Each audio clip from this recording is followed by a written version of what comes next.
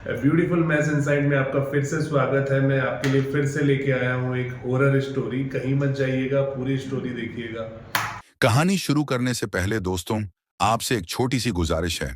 अगर आपको कहानी अच्छी लगे तो वीडियो को लाइक करें और चैनल को सब्सक्राइब जरूर करें ताकि हमारी नई कहानी आप तक आसानी से पहुंच सकें। तो ज्यादा देर ना करते हुए चलिए कहानी को शुरू करते हैं। ये कहानी एक ट्रक ड्राइवर की है जिसका नाम बलराम है। उसके साथ उसका एक खलासी भी है जिसका नाम शंभू है। अब मैं ये कहानी बलराम के नजरिए से सुनाता हूँ। मेरा नाम बलराम है और मैं एक ट्रक ड्राइवर हूँ। मुझे ट्रक चलाते लगभग 10 साल हो गए हैं। इन 10 सालों में मुझे ट्रक चलाने का काफी अच्छा अनुभव हो गया है। पहले मैं अकेले ही ट्रक चलाता था, लेकिन लंबे सफर के दौरान मुझे रास्ते में काफी मुश्किलों का सामना करना पड़ता था। जैसे कि ट्रक के बहुत से काम ऐसे होते हैं जिन्हें अकेले करना बहुत मुश्किल होता है। इसलिए मैंने अपने साथ एक खलासी रख लिया जिसका नाम शंभू है। शंभू काफी होशियार इंसान है और वो मेरे साथ लगभग 5 साल से है। इतने समय के बाद मैं उसे अपने छोटे भाई की तरह मानता हूँ। हर बार की तरह इस बार भी मैं अपने ट्रक को लेकर एक शहर से दूसरे शहर माल डिलीवर करने जा रहा था। मेरे ट्रक में कुछ ऐसा सामान था जिसे मुझे सुबह 12 बजे से पहले डिलीवर करना था। अब मैं और मेरा खलासी शंभू हम दोनों सफर पर निकल जाते हैं। हम तकरीबन दिन के 3 बजे माल लेकर निकल गए थे। अब हमें रास्ते पर चलते हुए लगभग 3 घंटे हो चुके थे। सफर अच्छा जा रहा था और मैं भी अपने ट्रक को काफी स्पीड से चला रहा था ताकि कल हम जल्दी से जल्दी अपनी मंजिल पर पहुंच जाएं। उसके बाद मैं और मेरा खलासी काफी बातें करते रहे और बातों बातों में कब रात हो गई पता ही नहीं चला। अब रात के 9 बज चुके थे कि तभी मेरा खलासी शंभू मुझसे कहता है, उस्ताद, बहुत भूख लगी है, क्यों ना खाना खा लिया जाए। तब मैंने शंभू से कहा, भूख तो मुझे भी लगी है, लेकिन अभी तो कोई ढाबा भी नजर नहीं आ रहा। जैसे ही कोई ढाबा दिखेगा मैं ब्रेक लगा दूंगा। तुम भी देखते रहना, अगर तुम्हें कोई ढाबा दिखे तो बता देना। दरअसल जिस साइड हम जा रहे थे उधर पहले मैं कभी नहीं गया था। उस वाली तरफ हम पहली बार जा रहे थे, इसलिए हमें ढाबों के बारे में ज्यादा पता नहीं था। अब हम चल ही रहे थे कि तभी मेरे खलासी शंभू ने जोर से कहा, वो देखो उस्ताद, उस तरफ एक ढाबा है, चलो वहां चलते हैं। तब मैंने ट्रक को स्लो किया और अपनी नजर उस तरफ की। मैंने भी उस ढाबे को देखा। तब मैंने अपने खलासी से कहा, ठीक है, चलो उस ढाबे पर चलते हैं। फिर मैंने अपने ट्रक को उस ढाबे की तरफ मोड़ा और ट्रक को ढाबे के बाहर लगा दिया। अब हम उस ढाबे में गए और फिर मैंने ढाबे वाले से खाना मांगा। फिर मैं और मेरा खलासी खाना खाने लगे। खाना खाने के बाद हमें काफी रात हो गई थी। ढाबे से निकलते निकलते लगभग 10 बजे से ऊपर का वक्त हो गया था। अब हम फिर से सफर पर निकल पड़े। अभी हमें ढाबे से निकले कुछ वक्त ही हुआ था कि मैंने देखा सामने गाड़ियों का लंबा जाम लगा हुआ था। तभी मेरा खलासी शंभू मुझसे कहता है, उस्ताद, आज तो बुरा फंसे, अब क्या करें। मैंने अपने ट्रक को हाईवे के साइड में रोक लिया और सोचने लगा कि क्या किया जाए। जाम काफी लंबा था, हो सकता है कि इसमें अगर फंस गए तो पूरी रात यहीं लग जाए, क्योंकि जाम में कुछ गाड़ियां रॉन्ग साइड से भी आ रही थीं। लगता है कि हाईवे की दूसरी लाइन में कुछ समस्या होगी, तभी वो गाड़ियां रॉन्ग साइड से आ रही थीं और उन गाड़ियों की वजह से अब जाम बहुत ज्यादा हो गया था। अब मैं और मेरा खलासी दोनों यही सोच रहे थे कि अब क्या किया जाए। अब तो शायद पूरी रात हाईवे पर ही बितानी पड़ेगी। अभी हम दोनों ये सोच ही रहे थे कि तभी मेरी नजर सामने की ओर एक ट्रक पर पड़ी जो जाम से निकलकर मेरी तरफ आ रहा था। अब वो जैसे ही मेरे करीब पहुंचने वाला था तभी मैंने उसे डिपर दिया, मतलब रुकने का इशारा किया, और फिर वो ट्रक बिल्कुल मेरे ट्रक के साथ में रुक गया। उसके रुकते ही मैंने उस दूसरे ट्रक ड्राइवर से पूछा, भाई साहब, इस जाम को खुलने में कितना वक्त लगेगा। तो वो ट्रक ड्राइवर मुझसे कहता है, आज रात को यह जाम मुश्किल ही खुलेगा, क्योंकि इसी हाईवे की दूसरी लाइन में एक ट्रक का एक्सीडेंट हो गया है और वो ट्रक उस हाईवे के बीचों बीच पलट गया है और उस ट्रक में बहुत ही भारी सामान था, वो भी पूरे हाईवे पर बिखर गया है, जिसकी वजह से पूरा हाईवे ब्लॉक हो गया है और उस तरफ की सारी गाड़ियां इस हाईवे की ओर आ गई हैं, जिसकी वजह से ये जाम काफी बड़ा हो गया है और मैं भी उस हाईवे की लाइन से निकलकर इस हाईवे पर आया हूं। अब मैं तो जैसे तैसे निकल गया, लेकिन मेरे पीछे बहुत सी गाड़ियां हैं जो कि फंस गई हैं और उन गाड़ियों के अलावा अभी भी उस ट्रक की वजह से दूसरी गाड़ियां भी इसी लाइन में आ रही हैं। तो आज तो आपका यहां से निकल पाना मुश्किल है। उसके मुंह से ये बात सुनकर हम दोनों ही अब सोचने लगे कि अब तो बुरी तरह फंसे। अब कल ये जो माल है इसका समय पर पहुंचना मुश्किल हो जाएगा। अभी मैं ये सोच ही रहा था कि तभी वो ट्रक ड्राइवर मुझसे कहता है, अगर आप चाहते हो कि आप इस जाम में न फंसकर अपना माल समय पर अपनी मंजिल पर पहुंचाओ तो एक रास्ता और भी है, आप चाहो तो वहां से जा सकते हो। तब मैंने थोड़ा खुश होकर उस ड्राइवर से कहा, हाँ उस्ताद, कौन सा रास्ता है? तो वो ट्रक ड्राइवर मुझसे कहता है, यहां से करीब 3 किलोमीटर दूर एक सड़क और है जो कि शॉर्टकट रास्ता है, और वो रास्ता आपको इस हाईवे की दूसरी तरफ ले जाएगा जहां से आप अपनी मंजिल पर जल्दी पहुंच जाओगे। रास्ता थोड़ा कच्चा है लेकिन आपका ट्रक आराम से निकल जाएगा। ये सुनकर तो मैं और खुश हो गया और सोचने लगा कि चलो अच्छा है, इस जाम में फंसने से अच्छा है कि क्यों ना उसी रास्ते से निकला जाए, और ऊपर से वो शॉर्टकट भी है तो कोई दिक्कत भी नहीं होगी। अभी मैं ये सोच ही रहा था कि तभी वो ड्राइवर मुझसे कहता है, लेकिन एक बात का ख्याल रखना, जब अपना ट्रक वहां से ले जाओगे तो रास्ते में गलती से भी अपना ट्रक मत रोकना, और अगर किसी इमरजेंसी के चलते रोक भी दो तो उतरना मत। रास्ते में जो भी दिखे उसे इग्नोर कर देना। जो भी मैंने आपको बोला है इन बातों का ध्यान रखना। उस ड्राइवर की यह बात सुनकर मुझे अजीब लगा। मैं सोचने लगा कि ऐसा क्या है उधर जो ये ट्रक ड्राइवर मुझे ऐसा कह रहा है। तभी मैं उससे पूछने की कोशिश करता हूं कि आखिर वो ऐसा क्यों कह रहा है। तभी उस ट्रक के पीछे से 2-3 गाड़ियां हॉर्न बजाने लगती हैं। ये गाड़ियां उस जाम से निकलकर आई थीं और अब वो ड्राइवर से रास्ता मांग रही थी, क्योंकि वो ड्राइवर मुझसे बातें कर रहा था जिसकी वजह से उसने सड़क को ब्लॉक किया हुआ था। तभी वो ड्राइवर अपने ट्रक को थोड़ा धीरे चलाते हुए आगे ले जाते जाते मुझसे कहता है, उस्ताद जी, अगर आपको उस शॉर्टकट रास्ते से जाना है तो अपने ट्रक को मोड़ दो और मेरे ट्रक के पीछे पीछे लेकर आओ। मैं आपको वो रास्ता दिखा देता हूं ताकि आप वहां से निकल सको। उसके ऐसा कहने पर मैं अपना ट्रक उस हाईवे पर मोड़ देता हूं और फिर अपने ट्रक को उसके ट्रक के पीछे लगा देता हूं। अब आगे आगे उसका ट्रक और उसके पीछे मेरा ट्रक। लगभग 3 किलोमीटर चलने के बाद उसका ट्रक रुक जाता है और मुझे उस सड़क की ओर इशारा करता है जो उस हाईवे का शॉर्टकट था। फिर मैं उसे हॉर्न मारकर शुक्रिया करता हूं और उस शॉर्टकट रास्ते पर अपने ट्रक को लेकर निकल जाता हूं। अभी मैं उस हाईवे से उस रास्ते पर निकला ही था कि मुझे उस ड्राइवर की बातों पर ध्यान जाता है और मैं सोचता हूं कि आखिर उसने ऐसा क्यों कहा। तभी मेरा खलासी शंभू मुझसे कहता है, उस्ताद, उस ट्रक वाले ने हमें इस रास्ते पर सावधान रहने के लिए क्यों कहा होगा? तो मैं उससे कहता हूं, हो सकता है इस सड़क पर कहीं लुटेरे हों जो माल लूटने के फिराक में रहते हों, क्योंकि रात के समय वो कुछ भी कर सकते हैं, इसलिए उसने ऐसा कहा होगा। लेकिन तुम टेंशन मत करो, हम अपना ट्रक कहीं भी नहीं रोकेंगे। और फिर हम उस रास्ते पर आगे बढ़ गए। हमारे ट्रक के सिवा दूसरी कोई भी गाड़ी उस सड़क पर नहीं दिख रही थी। रास्ते की बात करूं तो वो सड़क काफी सुनसान थी और उसके इर्द गिर्द बहुत घना जंगल था। काला घना अंधेरा जो उस सड़क को और भी भयानक बना रहा था। हमारा ट्रक उस अंधेरे को अपनी हेडलाइट से चीरता हुआ अपनी मंजिल की ओर बढ़ रहा था। हमारे ट्रक की हेडलाइट्स के अलावा वहां कुछ भी दिखाई नहीं दे रहा था। जंगल के बीच से जाने वाली वो सड़क और वहां का घनापन काफी डरावना लग रहा था। शंभू भी चुप था और मुझे अंदर से एक अजीब सी बेचैनी हो रही थी। मैं सोच रहा था कि कहीं मैंने इस रास्ते से आकर कोई गलती तो नहीं कर दी। जैसे जैसे हम आगे बढ़ रहे थे वो सड़क और भी सुनसान होती जा रही थी। सड़क के साथ वाला जंगल भी कुछ ज्यादा ही डरावना लग रहा था। ये सब देखकर मेरी बेचैनी अब और भी बढ़ती जा रही थी। मैं बस यही सोच रहा था कि किसी तरीके से हाईवे के उस हिस्से में निकला जाए जहां ये सड़क खत्म होगी। अब आप सब सोच रहे होंगे कि मैं उस सुनसान सड़क से वापस भी तो ट्रक ले जा सकता था। तो मैं आपको बता दूं कि वो एक सिंगल लेन सड़क थी जो इतनी छोटी और कच्ची थी कि उस पर ट्रक को मोड़ पाना बिल्कुल नामुमकिन था। सड़क के दोनों तरफ घना जंगल फैला हुआ था और अंधेरा इतना गहरा था कि हेडलाइट्स की रोशनी से बाहर कुछ भी नजर नहीं आ रहा था। ट्रक को पीछे ले जाना भी कोई आसान काम नहीं था, क्योंकि सड़क इतनी तंग थी कि एक छोटी सी गलती ट्रक को सीधे जंगल के अंदर गिराने के बराबर होती। और ऊपर से रात का समय, जब हर तरफ सन्नाटा और अजीब सी बेचैनी थी, वापस मुड़ने का ख्याल ही समझदारी नहीं लगता था।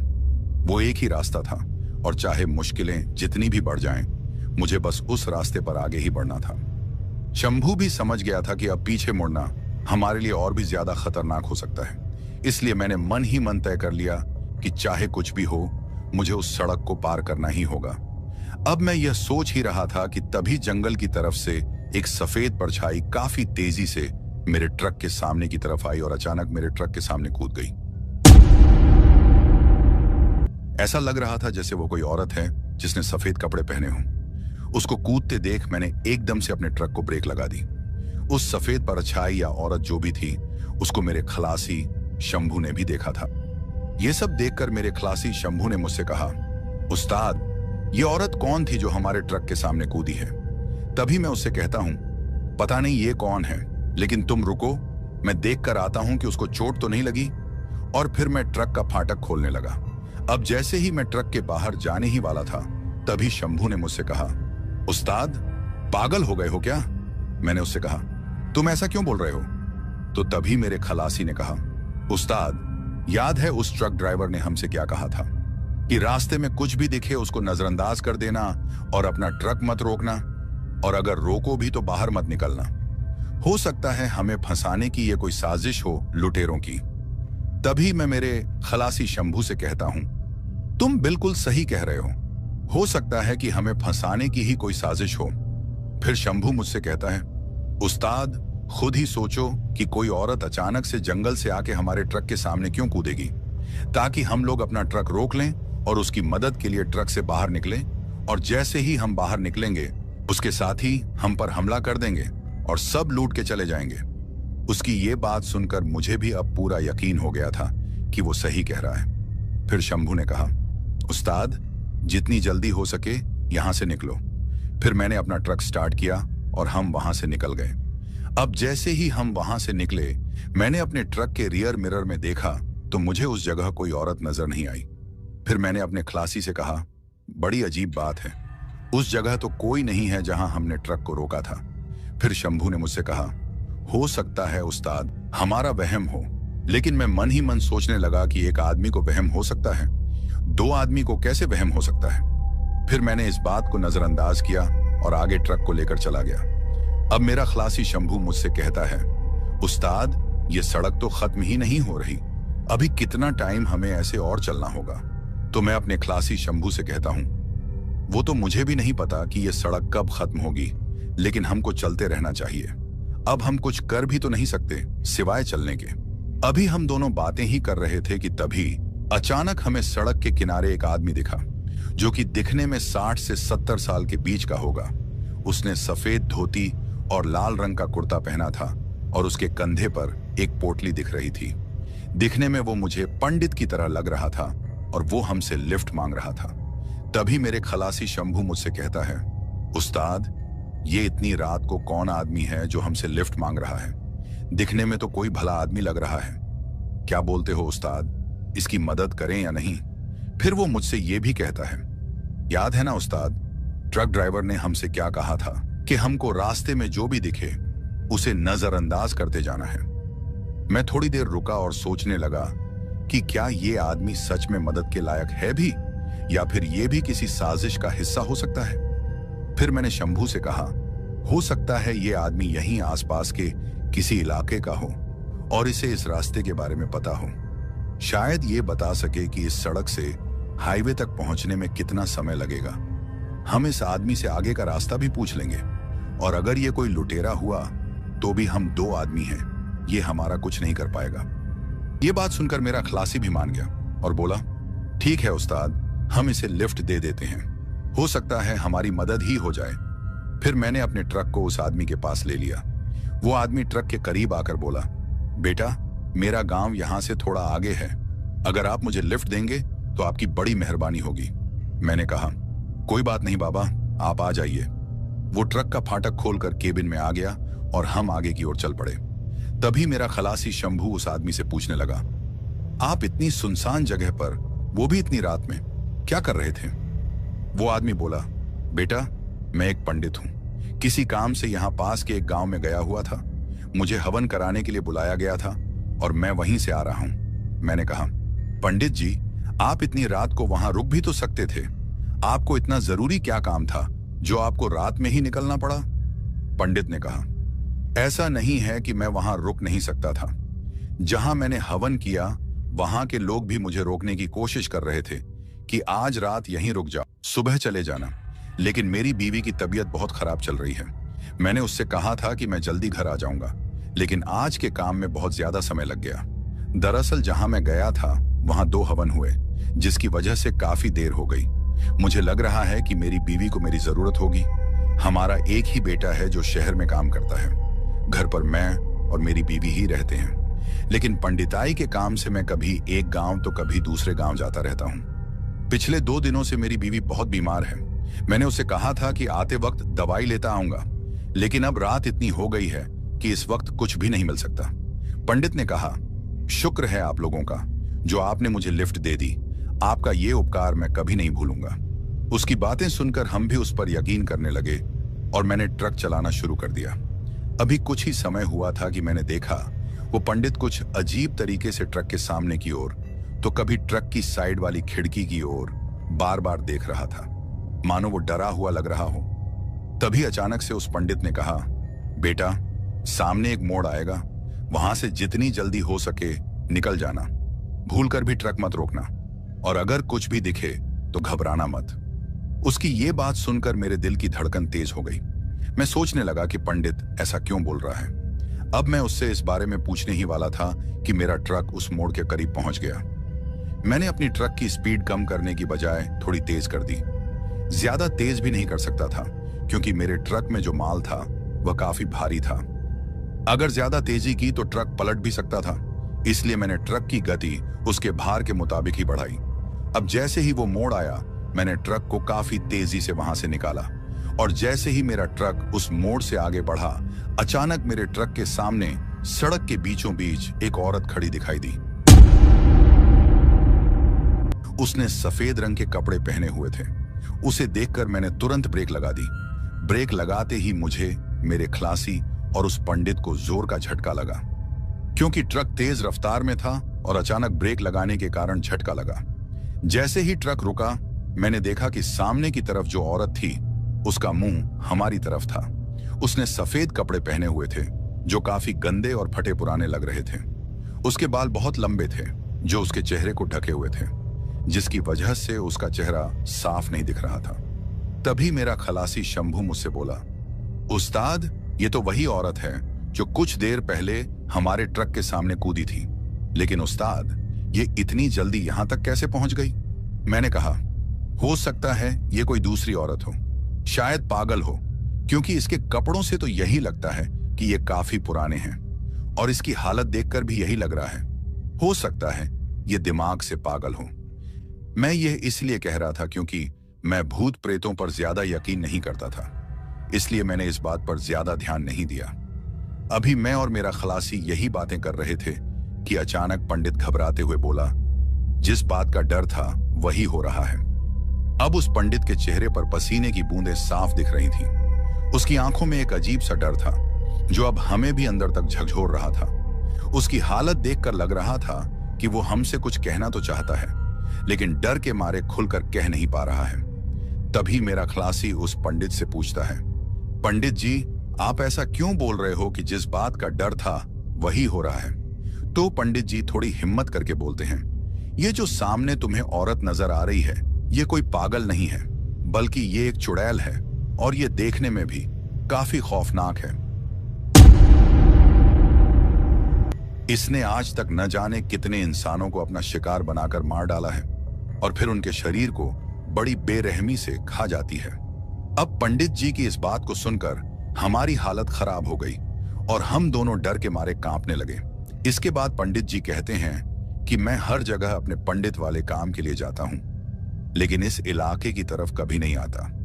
यहीं पीछे जहां से तुम लोगों ने मुझे लिफ्ट दी, वहां थोड़ी ऊपर की ओर मेरा एक मित्र रहता है। उसके काफी बार बुलाने पर भी मैं यहां आने को तैयार नहीं हुआ, क्योंकि मुझे पता था कि इस रास्ते पर उस चुड़ैल का बहुत आतंक है। लेकिन फिर मेरे उस मित्र ने मुझे बहुत मजबूर किया, जिसकी वजह से मुझे यहां हवन के लिए आना पड़ा। लेकिन मैं ये सोचकर आया था कि मैं अपना काम खत्म करके वहां से दिन के उजाले में ही निकल जाऊंगा। फिर मेरे मित्र के छोटे भाई ने भी मुझे उसके लिए हवन करने को कहा और मैं मना नहीं कर पाया। इस वजह से मुझे वहां देर हो गई। उन लोगों को भी इस चुड़ैल के बारे में पता था, तभी वो लोग मुझे रोकने की काफी कोशिश कर रहे थे। जैसे ही रात होती है, उस गांव के लोग अपने घरों से बाहर निकलना बंद कर देते हैं। लेकिन मेरी पत्नी की तबीयत ज्यादा खराब होने के कारण मुझे मजबूरन आना पड़ा और अब मैं जल्दी जल्दी वहां से हाईवे की तरफ ही आ रहा था, जहां से तुमने शॉर्टकट पकड़ा था। तभी मुझे तुम्हारा ये ट्रक दिखा और मैंने तुमसे लिफ्ट मांगी। मैंने भी सोचा कि शायद हम 3 लोगों को इसका सामना नहीं करना पड़ेगा, लेकिन आज जिस बात का डर था वही हुआ। उसकी ये बातें सुनकर मेरे खलासी शंभू के चेहरे से भी पसीना बह रहा था और मेरी भी हालत खराब हो रही थी। अब पंडित जी हमसे ये बात कह ही रहे थे कि अचानक से मेरे खलासी ने जोर से कहा, उस्ताद वो देखो, ये औरत तो अब हमारी तरफ ही आ रही है। उसकी ये बात सुनकर मैंने भी सड़क की तरफ देखा और सच में ही वो औरत हमारी ही तरफ आ रही थी। तभी मैंने ट्रक को बैक गियर में किया और ट्रक को पीछे की ओर करने लगा। लेकिन मैं जितना अपने ट्रक को पीछे कर रहा था, वो उतना ही हमारी ओर बढ़ रही थी। अब मैं अपने ट्रक को ज्यादा पीछे भी नहीं कर सकता था, क्योंकि पीछे की ओर काफी बड़ी खाई थी और वो बड़ा मोड़ भी था, जहां से मैंने अपने ट्रक को काफी तेजी से निकाला था। अब मैंने अपने ट्रक को रोक लिया और वो औरत अभी भी हमारे ट्रक की तरफ ही आ रही थी। अब हमारे ट्रक और उसके बीच का फासला सिर्फ 10 से 15 फीट का ही बचा था और हमारी हालत बिगड़ती जा रही थी। तभी पंडित जी ने अपनी पोटली में हाथ डाला और उसमें से एक माला निकाली और उसे ट्रक के डैशबोर्ड पर रख दिया। माला के डैशबोर्ड पर रखते ही वो औरत वहीं रुक गई और जोर से घुर्राने लगी। और फिर हमने कुछ ऐसा देखा जिसे देखकर हमारी हालत बहुत खराब हो गई। वो मंजर इतना खौफनाक था कि कोई भी देखे तो उसे हार्ट अटैक आ जाए। दरअसल हमने देखा कि उस औरत का जो रूप था वो बदल रहा था।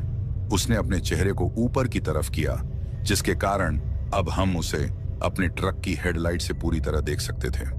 हमने देखा उसकी आंखें बहुत भयानक दिख रही थीं, जैसे उसकी आंखों में किसी ने आग से भरे अंगारे रख दिए हों। उसका चेहरा काफी अजीब सा था। पूरे चेहरे पर झुर्रियां थीं और काफी बड़े बड़े भयानक दांत जो कि उसके होंठों से बाहर की तरफ दिख रहे थे। उसके लंबे लंबे नाखून थे, जिन्हें देखकर ऐसा लग रहा था कि मानो उन्हें किसी को चीरने का इंतजार हो। और उसके लंबे लंबे बाल जो अब बिल्कुल सफेद हो चुके थे और काफी भयानक नजर आ रहे थे। ऐसा लग रहा था कि मानो सामने हमारी मौत खड़ी हो। ऐसा नजारा देखकर मेरी और मेरे खलासी शंभू की हालत खराब हो चुकी थी। लेकिन वो पंडित जी अभी भी अपनी आंखें बंद करके कुछ मंत्र उच्चारण कर रहे थे। और फिर अचानक से वो औरत जोर से चीखती है।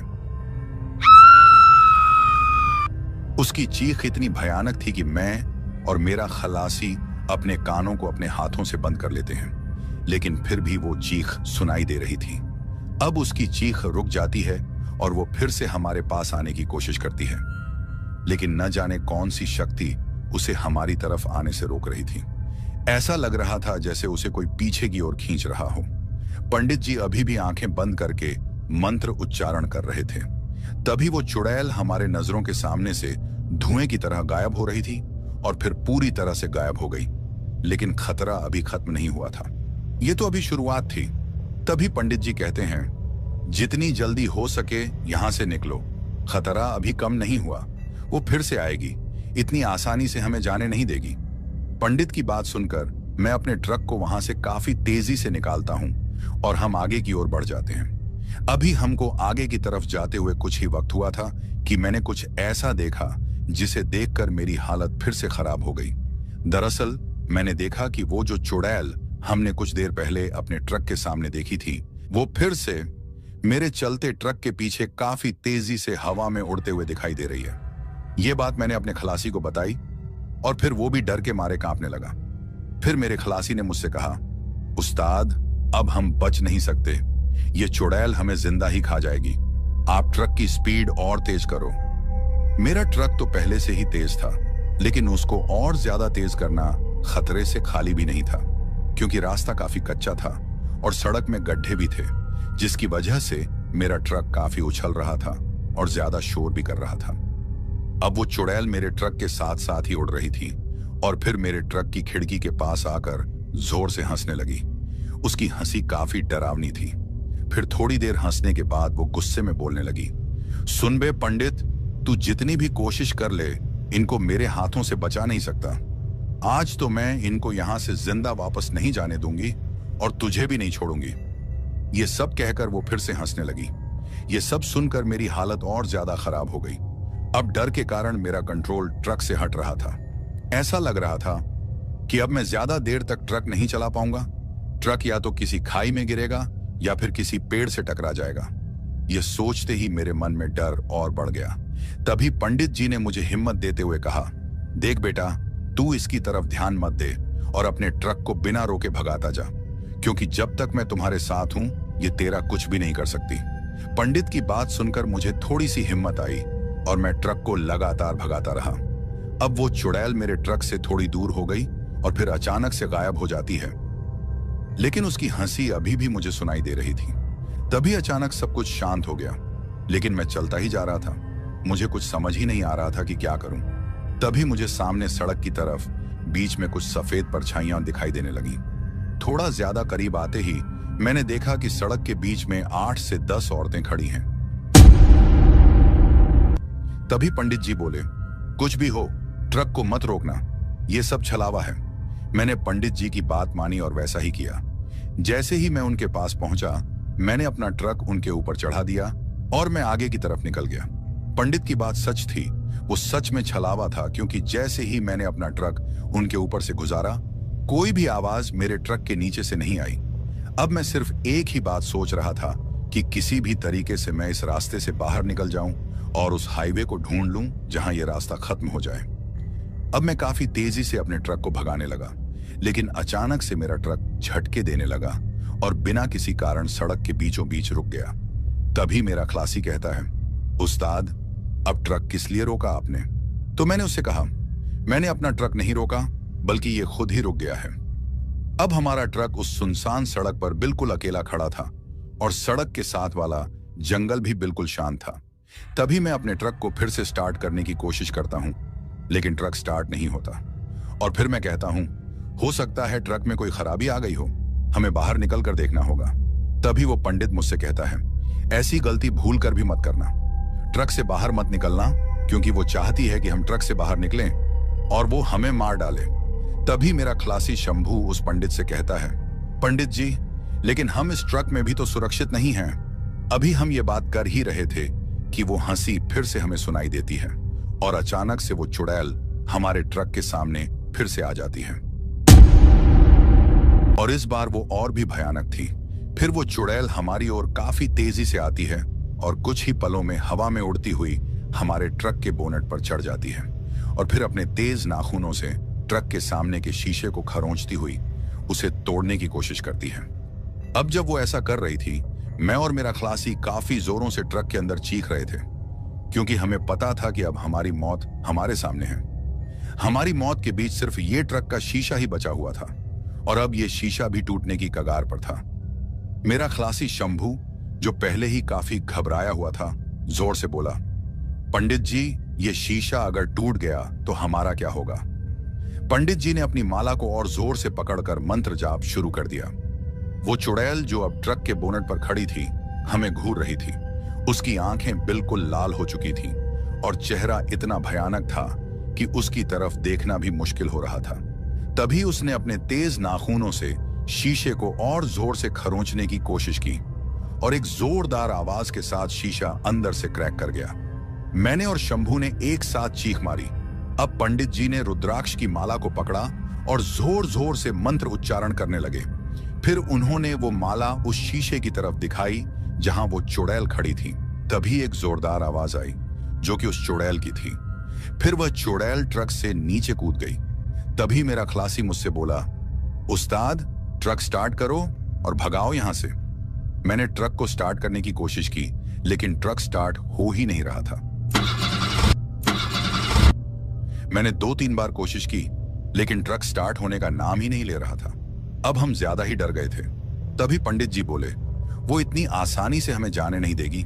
फिर उन्होंने अपनी पोटली से सिंदूर और गंगा जल निकाला और हमसे बोले, डरो मत, हिम्मत से काम लो। और फिर कहने लगे, तुम ट्रक में ही रहना, गलती से भी बाहर मत निकलना। ऐसा कहते ही वो ट्रक से बाहर जाने लगे। तभी मेरे खलासी शंभू ने पंडित जी का हाथ पकड़ा और कहा, पंडित जी, आप कहाँ जा रहे हो? आप भी बाहर मत निकलो, बाहर आपकी जान को खतरा हो सकता है। पंडित जी ने शंभू से कहा, जब तक मेरे पास यह माला है वो मेरा कुछ भी नहीं बिगाड़ सकती। ऐसा कहकर वो बाहर की ओर चले गए। अब हम दोनों डर के मारे ट्रक के अंदर एक दूसरे को पकड़कर कांप रहे थे। मैंने पंडित जी को देखा जो ट्रक के बाहर सिंदूर से मेरे ट्रक पर कुछ निशान बना रहे थे और साथ में मंत्र उच्चारण भी कर रहे थे। उन्होंने उस सिंदूर को ट्रक के चारों तरफ लगाया और फिर गंगा जल का भी छिड़काव किया। अब वो ऐसा कर ही रहे थे कि अचानक मैंने फिर से उस चुड़ैल को देखा, लेकिन इस बार वो ट्रक की पिछली साइड में दिख रही थी। उसे मैंने अपने रियर मिरर में देखा और फिर जोर से कहा, पंडित जी वो देखो, वो चुड़ैल हमारे ट्रक के पीछे है। मेरी बात सुनकर पंडित जी एकदम से ट्रक के पीछे की ओर चले गए। अब जैसे ही वो पीछे गए, मैंने देखा कि चुड़ैल काफी गुस्से से घुर्रा रही थी। तभी पंडित जी ने उसकी ओर गंगा जल फेंक दिया। गंगा जल पड़ते ही वो जोर जोर से चीखने लगी। उसकी चीखों से ऐसा लग रहा था जैसे वो बहुत तकलीफ में हो, और फिर वो जमीन पर गिर गई। उसके जमीन पर गिरते ही पंडित जी ने सिंदूर भी उस पर फेंक दिया और जोर जोर से मंत्र पढ़ने लगे। पंडित जी जितनी जोर से मंत्र पढ़ रहे थे, उतनी ही तकलीफ में वो चुड़ैल हमें नजर आ रही थी। तभी अचानक से पंडित जी ट्रक में आ गए और बोले, जितनी जल्दी हो सके यहां से निकलो, खतरा अभी टला नहीं है। और फिर कहने लगे, मैं इसको कुछ ही वक्त तक रोक सकता हूं, उसके बाद मैं भी इसका कुछ नहीं कर सकता। अब तुम अपने ट्रक को भगाओ। फिर मैंने ट्रक को स्टार्ट करने की कोशिश की और इस बार मेरी पहली कोशिश में ही ट्रक स्टार्ट हो गया और हम काफी तेजी से वहां से निकल गए।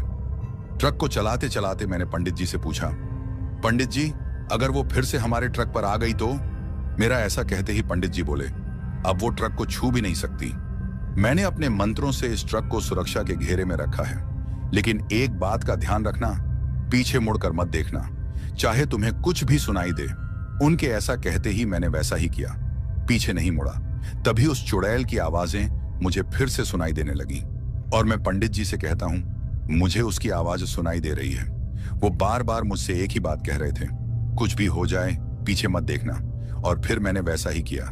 अब हमें हाईवे नजर आ रही थी और वो आवाजें अभी भी मुझे सुनाई दे रही थी। दरअसल वो मुझसे चीखते हुए कह रही थी, तुम्हारी किस्मत अच्छी थी जो मेरे हाथों से बच गए। अगर आज ये शक्ति तुम्हारे साथ ना होती तो तुम लोग मेरे हाथों से बचते नहीं। फिर हमारा ट्रक मेन हाईवे पर आ गया और वो आवाजें मुझे सुनाई देना भी बंद हो गईं। लेकिन मुझे एक बात समझ नहीं आई कि वो ऐसा क्यों कह रही थी कि इस शक्ति के कारण आज तुम मेरे हाथों से बच गए। वो पंडित जी को शक्ति क्यों कह रही थी, ये मेरी समझ में नहीं आ रहा था। फिर मैंने इस बात पर ज्यादा ध्यान नहीं दिया और हम हाईवे पर आगे की ओर चलते रहे। तभी पंडित जी ने मुझसे कहा, बेटा अब ट्रक को रोक दो। तो मैंने कहा, क्यों पंडित जी, क्या हुआ? तो उन्होंने कहा, मेरी मंजिल अब आ गई है, अब मुझे यहीं उतार दो। मेरा गांव यहीं पर थोड़ा आगे है, अब मैं यहां से चला जाऊंगा। उनके ऐसा कहते ही मैंने उनके पैर छुए और मेरे खलासी ने भी ऐसा ही किया। फिर मैंने पंडित जी से कहा, अगर आज आप हमारे साथ ना होते तो शायद आज हम जिंदा भी ना होते। आपका ये एहसान हम कभी भी नहीं भूल सकते। उन्होंने मुस्कुराते हुए कहा, जब तक भगवान का हाथ हमारे ऊपर है कोई भी हमारा कुछ नहीं बिगाड़ सकता। मैंने फिर से उनका धन्यवाद किया और फिर पंडित जी हमारे ट्रक से उतर गए। फिर मैंने अपने ट्रक को आगे बढ़ाया और मैंने अपने रियर मिरर में देखा, लेकिन पंडित जी वहां पर मुझे दिखे ही नहीं। अचानक से वो कहीं गायब ही हो गए। और फिर ये बात मैंने अपने खलासी को भी बताई तो वो भी हैरान हो गया और कहने लगा, उस्ताद जहां पर पंडित जी उतरे वहां भी आसपास कोई गांव नजर नहीं आया था मुझे। फिर मैं भी सोच में पड़ गया कि आखिर वो पंडित जी कहां चले गए। और वो चुड़ैल भी मुझसे कह रही थी कि इस शक्ति की वजह से तुम आज बच गए। खैर जो भी हो, इस बात का मुझे पूरा पता नहीं कि वो पंडित जी एक आम इंसान थे या फिर भगवान की कोई भेजी हुई शक्ति। जो भी हो, लेकिन अगर आज वो ना होते तो शायद आप लोगों तक मेरी यह कहानी ना पहुंचती। उसके बाद हम अपने सफर की ओर निकल गए और तब से कसम खा ली कि चाहे पूरी रात जाम में लग जाए लेकिन कभी शॉर्टकट नहीं लेंगे। तो दोस्तों, कैसी लगी हमारी यह कहानी आप लोगों को? उम्मीद करता हूँ कि स्टोरी आपको पसंद आई होगी। अगर आपको स्टोरी पसंद आई है तो please like, share and comment करें। अगली वीडियो में फिर मिलेंगे। Thank you.